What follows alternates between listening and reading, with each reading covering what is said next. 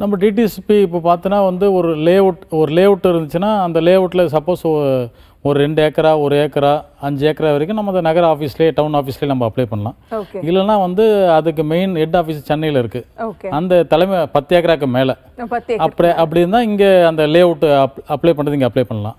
Okay ரெண்டாவது ஒரு layout இருக்குது. லேஅவுட் ஆல்ரெடி நம்ம பிரித்து விற்றுட்டாங்க. அந்த லேஅவுட் உள்ளே ஒரு இடம் இருக்குது. நம்ம அதில் இன்னர் லேஅவுட்டில் நம்ம வந்து டிடிசிபி அப்ளை பண்ணி வாங்கிக்கலாம். ஓகே அதே போல் வந்து ஒரு இடம் வந்து பிரிக்கப்படாத ஒரு இடமா இருக்குது. பிரிக்கப்படாமனா இப்போ வந்து சப்போஸ் ஒரு அன்அப்ரூவ்டில் ஒரு வீடு கட்டியிருக்கோம். இப்போ நம்ம வந்து டிடிபிசி அப்ரூவ்டு நம்ம வாங்கணும். இப்போது இதுக்கு முன்னாடி 2016 வரைக்கும் வந்து அது ஒரு கொஸ்டினாகவே இல்லாமல் வந்துச்சு. 2016க்கு பிறகு கோர்ட் வந்து ஸ்டே கொடுத்த பிறகு அது வந்து மெயினாக பார்க்க ஆரம்பிச்சிட்டாங்க. இப்போ அப்ரூவ்டு இல்லையா அப்படின்ற ஒரு கட்டத்துக்கு அந்த இடம் வந்த பிறகு அதை வந்து மெயினாக பார்க்க ஆரம்பித்தாங்க.